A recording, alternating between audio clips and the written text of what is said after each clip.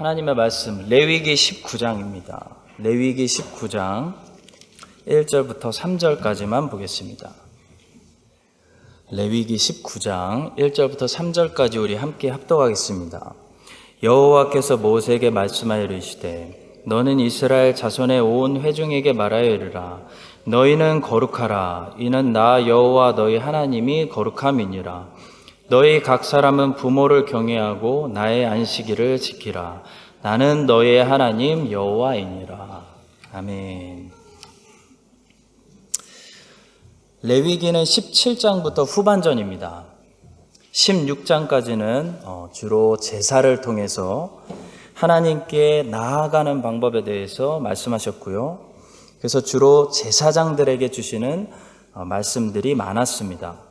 특히 그 제사의 클라이맥스는 16장에 나와 있는 대속제일이었습니다. 그런데 레위기 17장부터는 이제 제사장들 뿐만 아니라 이스라엘 백성들 모두에게 말씀하고 계십니다. 왜냐하면 후반전의 내용은 하나님께 제사를 통해 나아가는 것이 아니라 이미 시작된 하나님과의 교제를 지속적으로 우리의 삶 전체에서 유지하는 데 있기 때문입니다. 따라서 전반전의 내용이 주로 제사를 드리는 장소에서 어떻게 지켜야 되는 그런 규례들이었다면 이 후반전에 말씀하시는 내용은 삶 구석구석에서 우리가 어디를 가든지 삶 전체에서 지켜야 하는 규례들에 관한 것입니다.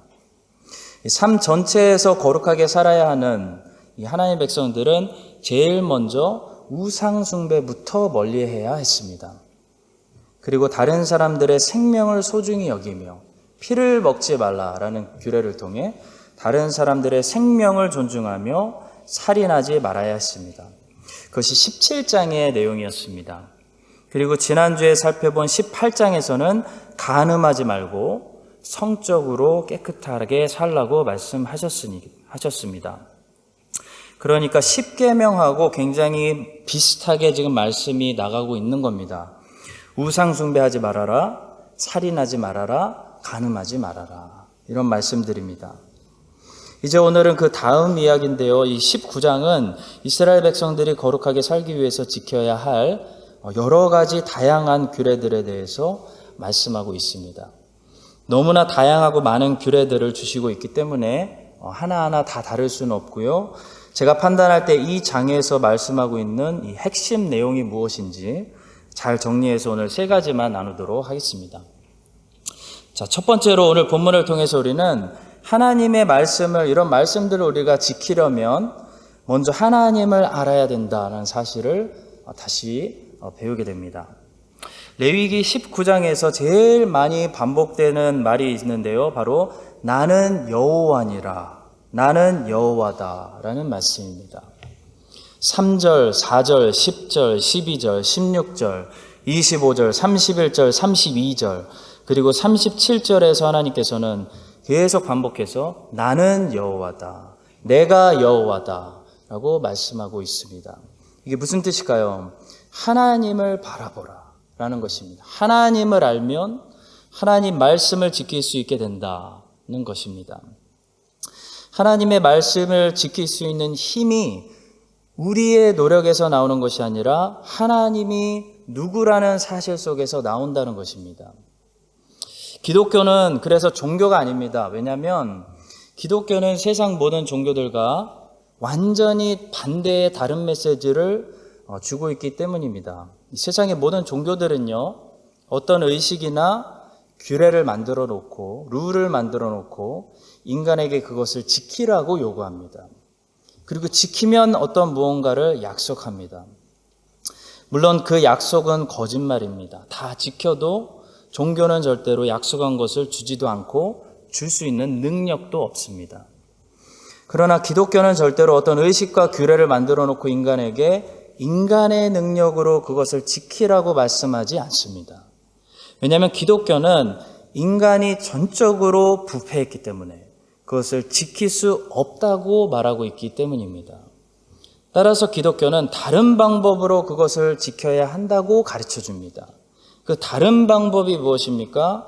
바로 인간의 능력으로 지키는 것이 아니라 하나님의 능력으로, 하나님의 힘으로 지킬 수 있다고 가르치고 있습니다. 오늘 레위기 19장도 이 사실을 반복하고 있습니다. 많은 규례들을 주시면서 하나님께서 계속 반복해서 말씀하시는 것은 나는 여호와다, 내가 여호와다 라는 사실입니다. 곧 여호와로 말미암지 않고서는 이 규례들을 망가지고 부패한 인간이 하나도 지킬 수 없다는 것입니다. 이 규례들을 지킬 수 없기 때문에 메시아를 의지하는 것, 그것이 복음이고 율법을 주신 목적이라고 성경은 말하고 있습니다. 따라서 레위기 19장은 이런 말씀으로 시작합니다. 2절입니다. 너는 이스라엘 자손의 온 회중에게 말하여 이르라. 너희는 거룩하라. 이는 나 여호와 너희 하나님이 거룩함이니라. 이스라엘 백성들이 거룩해질 수 있는 비결은 그들의 하나님이 거룩하신 분이기 때문입니다. 거룩하신 하나님을 알고 그 하나님을 사귀고 그 하나님과 교제할 때 그분의 거룩하심으로 말미암아 이스라엘도 거룩한 백성들이 된다는 것입니다. 그래서 베드로 사도는 이 2절 말씀을 인용했습니다. 베드로전서 1장 15절과 16절에서 이렇게 말합니다. 오직 너희를 부르신 거룩한 이처럼 너희도 모든 행실에 거룩한 자가 되라. 기록되었을 때 내가 거룩하니 너희도 거룩할지어다 하셨느니라. 성도 여러분, 하나님이 주신 말씀들을 지키려면 하나님과 교제해야 됩니다. 하나님을 알고 그분을 바라보며 그분과 지속적으로 함께 동행할 때 성령님의 힘으로 말미암아 하나님의 말씀들을 마침내 지킬 수 있는 능력이 우리에게 생기는 것입니다. 이것을 다른 말로 열매라고 하죠. 주님 안에 거하면 주님의 능력 때문에, 열매를 생성시키는 주님의 뿜어내는 능력 때문에 우리의 삶에 주님이 만드시는 결과가 만들어진다는 것입니다. 따라서 오늘 우리가 레위기 19장에 나와 있는 여러 가지 수많은 규례들을 보기 전에 우리는 마땅히 곳곳에서 큰 소리로 나는 여호와다, 내가 여호와다 라고 말씀하시는 하나님께 먼저 초점을 맞춰야 되는 줄로 믿습니다.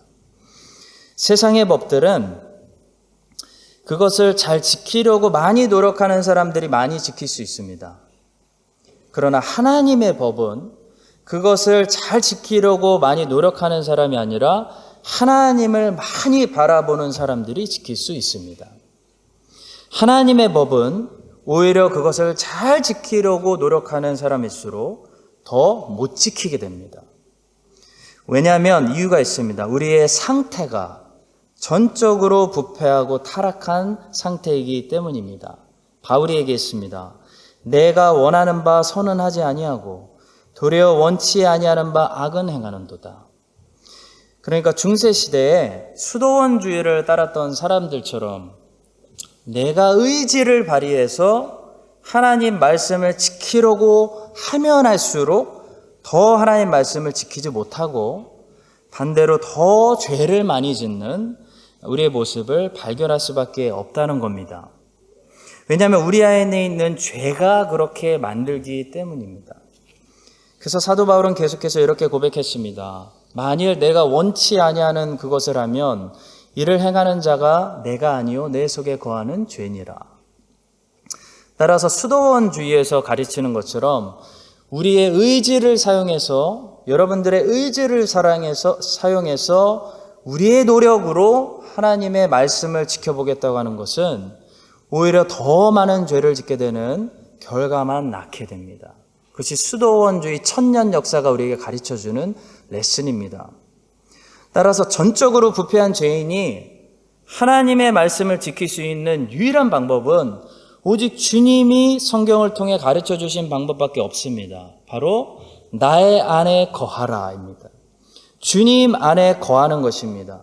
주님과 연합해버리고 주님 안에 숨어버리고 주님만 바라보며 주님과 사귀며 주님과 교제하며 주님을 묵상하면 나라는 존재를 잊어버릴 정도로, 생각나지 않을 정도로 주님에게 빠져 있으면 주님께서 성령의 능력으로 하나님 말씀을 순종할 수 있는 능력이 되어 주신다는 것입니다. 그래서 우리는 성령의 열매를 성령의 열매라고 부르는 것입니다. 성령님이 만드시는 열매이기 때문입니다. 성도 여러분, 하나님의 말씀을 여러분들의 의지와 노력으로 지키려고 하지 마십시오. 실패할 뿐입니다. 못 지킵니다. 도리어 더 많은 죄만 짓게 되어 있습니다. 하나님의 모든 규례들과 말씀을 지키려면 예수님을 온 마음 다해 알고 예수님을 사랑하시기 바랍니다. 그분과 교제하고 그분과 사귀고 그분에게 빠져버리시기 바랍니다. 그분에게 반하면 됩니다. 그러면 주님께서 우리에게 힘주셔서 주님의 모든 규례들을 넘치도록 지킬 수 있게 만들어 주십니다. 내가 거룩하니 너희도 거룩할지어다 라는 말씀처럼 이 하나님의 거룩하심이 주의 백성들을 거룩하게 만들어 주시기를 주님의 이름으로 축복합니다. 자, 두 번째로 오늘 레위기 19장 통해 묵상하게 되는 것은 기본부터 잘해야 된다는 것입니다. 운동도 그렇고 음악도 그렇고 공부도 그렇고 기본이 중요합니다. 드리블을 못하면 농구를 잘할 수 없습니다. 음표도 읽지 못하면 작곡을 할 수 없습니다. 더하기와 빼기에 자꾸 실수하는 사람은 공부를 잘할 수 없습니다. 그런데 거룩한 생활도 마찬가지입니다. 거룩한 생활도 기본부터 잘해야 삶 전체를 거룩하게 바꿔나갈 수 있습니다. 그렇다면 하나님이 생각하시는 거룩한 삶의 기본은 뭘까요? 3절에서 하나님께서는 두 가지를 거룩의 시작으로 말씀하고 계십니다. 바로 부모님을 경외하는 것과 안식일을 지키는 것입니다. 3절의 말씀입니다. 너희 각 사람은 부모를 경외하고 나의 안식일을 지키라. 나는 너희 하나님 여호와이니라. 자, 이것이 거룩의 시작이고 기본입니다. 이 기본부터 잘해야 된다는 겁니다. 성도 여러분, 기본이라는 것은 무엇입니까? 생각하고 하는 것은 기본이 아닙니다. 기본, 기초라는 것은 더 이상 생각하지 않아도 몸에 배어 있어서 쉽게 나오는 것을 우리는 기본, 기초, 기본이 됐다라고 부릅니다. 더하기 빼기를 하는데 여전히 생각을 해야 된다. 그 사람은 수학에 기본이 없는 거죠. 누구에게 인사를 하는 것이, 어른이 지나가시는데 인사를 하는 것이 노력을 해야 된다. 그 사람은 기본이 안 된 겁니다. 농구 선수들은 공을 드리블할 때 생각하지 않습니다. 그냥 몸에 배어 있습니다. 마찬가지로 부모님 경외하는 거, 안식일 준수는 거룩한 삶을 살기 원하는 하나님의 자녀에게는 생각할 필요조차도 없는 몸에 배어있는 기본이 돼야 된다는 겁니다. 구약에서는 안식일을 지켰지만 신약에서는 우리가 주일 성수를 합니다. 여전히 주일 성수하는 것이 나에게 고민이 되고 챌린지로 느껴진다면 나는 아직도 기본을 다지고 있는 신앙인인 거죠. 아직도 부모님을 사랑하고 부모님 말씀에 순종하는 것이 어렵게 느껴지는 자녀들은 이제 막 인간관계를 배우기 시작하는 시작 단계에 있는 어린 자녀들에 불과한 것입니다. 그래서 어린 자녀들은 부모님의 말씀 순종하는 것을 사춘기를 통해서 배워야죠. 하나님께서는 거룩해지는 이 규례들을 말씀하시면서 제일 먼저 내 부모를 경외하고 안식일을 지키라 말씀하십니다. 부모님부터 사랑해야 형제들을 사랑할 수 있고 이웃들을 사랑할 수 있고 원수까지 사랑할 수 있습니다. 안식일을 거룩히 지키며 예배부터 잘 드려야 누구에게 말씀을 가르쳐 줄 수 있고 복음을 전하는 전도자가 되고 헌신할 수 있는 봉사자가 될 수 있습니다. 부모님을 사랑하지 못하는 사람은 형제들과 이웃들과 원수들을 사랑할 수 없습니다. 이 야곱의 아들들은 오랜 시간 동안 부모를 사랑하지 못했습니다. 야곱의 아들들은 아버지 야곱을 오랜 시간 동안 미워했던 것 같습니다. 상처가 많았으니까요. 이렇게 부모를 사랑하지 못하는 그들은 너무나 쉽게 어떤 행동을 했습니까? 너무나 쉽게 형제를 죽이자고 하고 애굽에 팔아넘겼습니다. 세겜 사람들을 물론 잘못했지만 긍휼히 여기지 않고 너무나 쉽게 살인해버리는 이 잔인한 사람들의 모습이었습니다.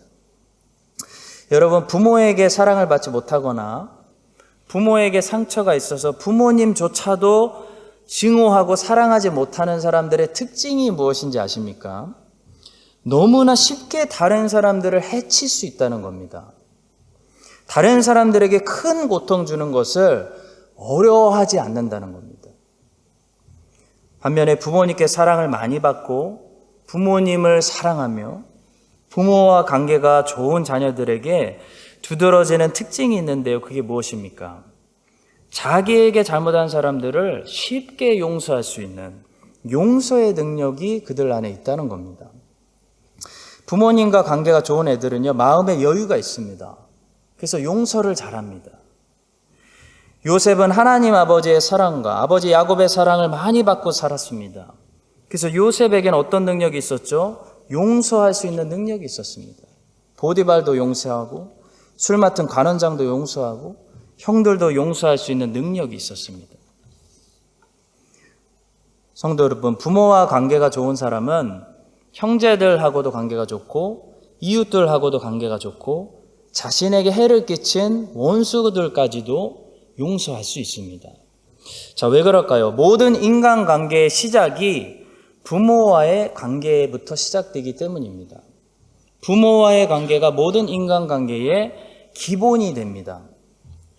그래서 십계명의 후반전은 내 부모부터 공경하라고 말씀하면서 시작합니다. 부모부터 공경하는 사람이 돼야 형제를 살인하지 않고 자매를 간음하지 않게 됩니다. 부모를 공경하지 않는 사람, 부모를 증오하고 부모에게 불순종하는 사람은 쉽게 형제를 살인할 수 있고 쉽게 자매를 간음하게 될 수 있다는 겁니다. 그래서 십계명의 후반전, 곧 모든 인간과의 관계를 다루고 있는 계명은 내 부모를 공경하라. 말씀, 그 기초 위에 시작합니다.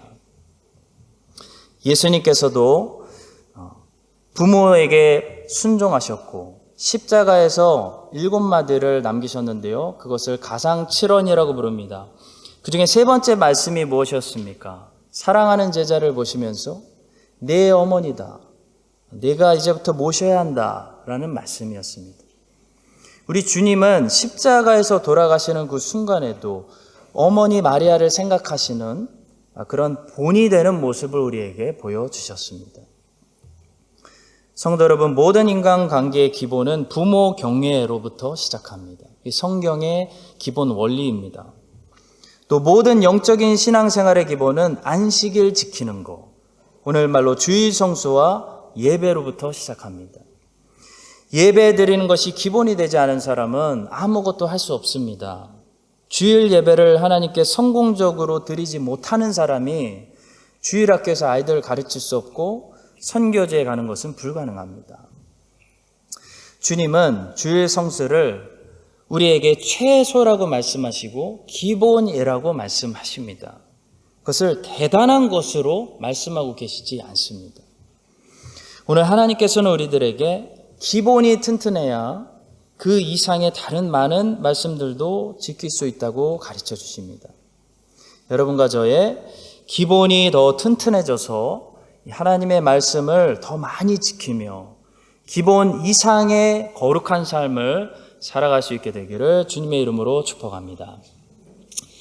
자, 마지막 세 번째로 이제 본격적으로 시작하는 모든 본문은 결국 이웃을 사랑하라는 말씀입니다.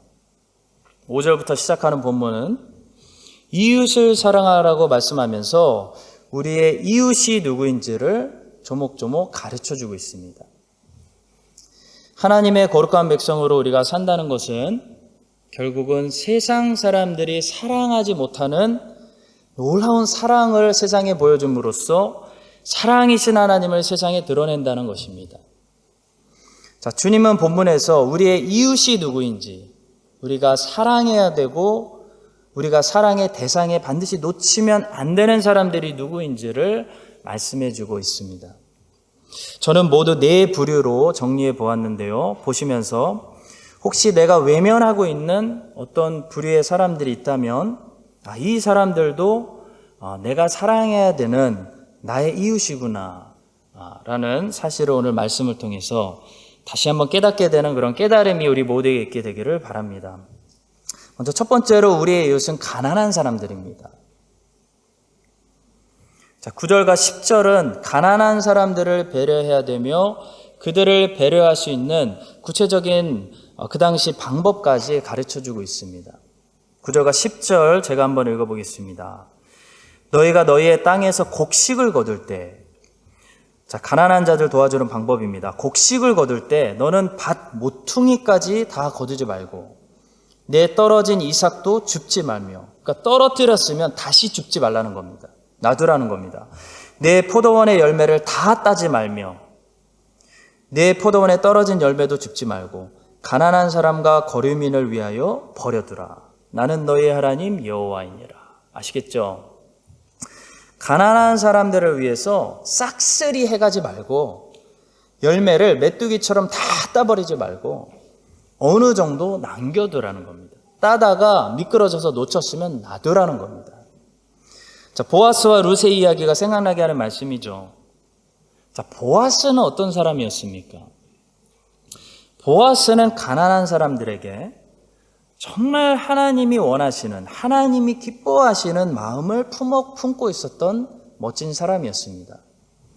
자, 룻기를 자세히 읽어보시면 보아스는 종들에게 아주 특별한 명령을 내립니다. 이 하나님의 율법대로 룻이 이삭을 주울 수 있게 이삭을 싹 쓸어 가지 말고 어느 정도 남겨둬라 라고만 한 것이 아닙니다. 더 나아가서 보아스는 뭐라고 그랬냐면 너희들이 지금 다 걷어둔 그 단을 다시 풀어서 룻 앞에 흘려놓으라고까지 명령합니다. 그러니까 보아스의 행동은요, 하나님의 율법을 그냥 어기지 않는 행동이 아니었습니다. 보아스의 행동은 율법을 다 이루는 사랑의 행동이었습니다. 성도 여러분, 바리새인들의 문제가 뭐였냐면 하나님의 율법을 어기지 않는 것을 목표로 삼았습니다. 그들은 율법을 읽으면서 어떻게 딱 저것까지만 지킬까 생각했다는 겁니다. 근데 예수님은 뭐라고 말씀하셨죠? 누가 너에게 오리를 같이 가자고 하면 딱 오리까지만 가지 말고 십리까지 가져야 된다. 누가 너에게 겉옷을 달라고 하면 딱 겉옷만 주지 말고 속옷까지 줘라 라고 말씀하셨습니다. 무슨 말씀입니까? 마음에 긍휼히 여기는 마음, 사랑의 마음을 가지라는 겁니다. 바리새인들은 하나님을 사랑하는 마음이 결정적으로 없었습니다. 바리새인들은 가난한 사람들이나 이웃들을 사랑하려는 마음이 없었습니다. 그러니까 율법을 보면서 율법이 요구하는 딱 거기까지만 지키려고 했고 자신들이 그것을 지킨다고 생각했습니다. 그래서 율법을 기쁨으로 지키는 것보다 율법을 어기지 않는 것을 중요하게 생각했습니다. 자, 그런데 보아스는요, 보시면 오늘 이 율법이 요구하는 거 그냥 놔둬라, 줍지 말아라, 떨어뜨려라, 그 이상을 룻에게 해주고 있습니다. 율법은 너무 밑에까지 자르지 말고 좀 위에 잘라서 밑에 이삭 남겨달라, 이거였는데요. 보아스는 어떻게 했습니까? 종들에게 명령합니다. 일부러 종들이 이미 거두어들였던 곡식 다발에서 아예 곡식을 어느 정도 풀어서 룻이 주울 수 있도록 룻이 걸어가는 길 앞에 일부러 떨어뜨려 놓아라라고 말씀합니다. 룻기 2장 15절과 16절입니다. 룻이 이삭을 주우러 일어날 때 보아스가 자기 소년들에게 명령하여 이르되 그에게 곡식 단 사이에서 줍게 하고 책망하지 말며 또 그를 위하여 곡식 다발에서 조금씩 뽑아버려서 그에게 줍게 하고 꾸짖지 말라. 그리고 룻에게 어떻게 합니까? 런치에 초대합니다. 자기 옆에 함께 합니다. 맛있는 것을 많이 줍니다. 갈 때 테이크어웨이도 가져가라고 합니다. 성도 여러분, 이것이 우리가 가난한 이웃들을 사랑할 때 가져야 되는 하나님이 원하시는 마음입니다. 우리 안에 가난한 사람들을 정말 긍휼히 여기는 마음이 하나님 보시기에 중요하다는 겁니다. 얼마를 도와주느냐가 중요한 게 아니라는 겁니다. 어느 만큼 도와주느냐도 별로 중요하지 않다는 겁니다. 하나님 보실 때 보아스 같이 너희들이 가난한 사람들을 볼 때 정말 불쌍하고 정말 긍휼히 여기는 마음이 너희 안에 있어야 된다라는 말씀입니다. 여러분과 제 안에 보아스에게 있었던 가난한 자들을 긍휼히 여기는 그런 아름다운 마음이 있기를 바랍니다. 자, 두 번째로 우리의 이웃은 약한 사람들입니다. 약자가 우리의 이웃입니다. 약자가 우리의 사랑의 대상입니다. 본문은 약자들을 품꾼, 맹인, 귀먹은 자, 곧 장애인이라고 부르고 있습니다. 13절과 14절을 읽어보겠습니다. 너는 내 이웃을 억압하지 말며 착취하지 말며 품꾼의 삭을 아침까지 밤새도록 내게 두지 말며 너는 귀먹은 자를 저주하지 말며 맹인 앞에 장애물을 놓지 말고 내 하나님을 경외하라. 나는 여호와이니라. 하나님께서 기뻐하시는 거룩한 생활은 우리가 약자들을 배려하고 약자들을 돌보는 생활입니다. 하나님은 그것을 거룩한 생활, 경건이라고 부르십니다. 자, 야고보서 1장 27절의 말씀입니다. 하나님 아버지 앞에서 정결하고 더러움이 없는 경건은 곧 고아와 과부를 그 환난 중에 돌보고 또 자기를 지켜 세속에 물들지 아니하는 그것이니라. 그러니까 하나님 보실 때 거룩한 것은 두 가지라는 거예요. 세속에 물들지 않도록 자기를 지키는 것과 우리가 잘 아는 거룩이죠. 그것만 하면 안 된다는 겁니다. 고아와 과부를 환난 중에서 돌보는 일, 선한 일 하는 거, 주님을 닮아가는 거, 그것이 크리스찬들의 홀리네스, 거룩, 경건이라는 것입니다. 약자들이 강한 자들로부터 보호함을 받는 그런 장소가 바로 하나님의 나라입니다. 하나님의 나라는 어린이들이 마음껏 놀아도 꾸중받지 않는 곳이라는 겁니다. 세상은 강한 자들이 약한 자들을 삼켜먹는 그런 곳입니다. 그래서 전부 강해지려고 합니다. 잡혀먹지 않으려고 하는 거죠. 그러나 하나님의 나라는 약자들이 안전한 곳이 하나님의 나라입니다. 하나님의 나라가 임하는 교회는 따라서 약자들이 와서 보호받을 수 있는 안전한 곳이 되어야 합니다.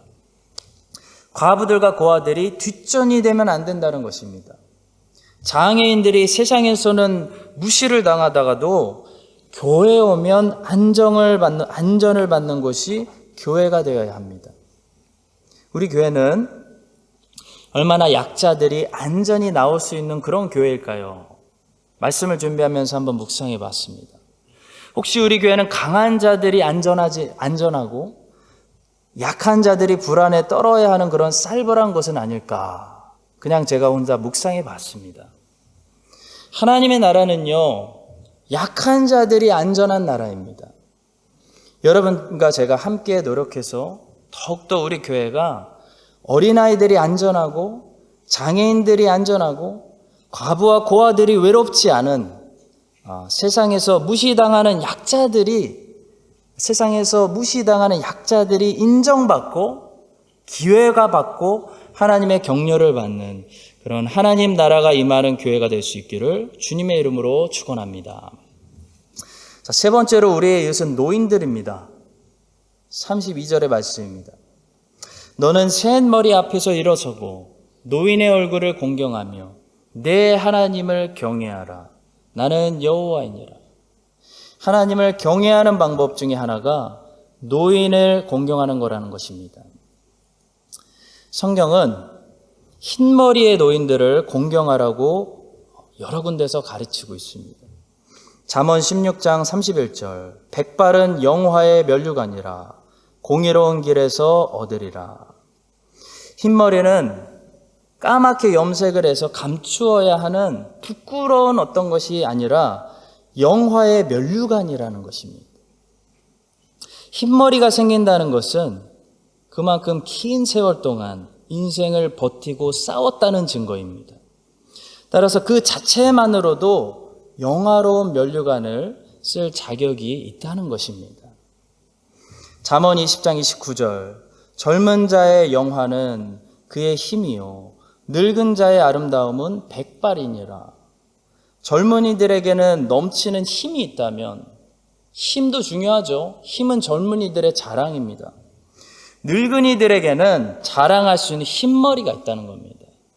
흰머리 있으신 분들 흰머리가 자랑인 줄 믿으시기 바랍니다.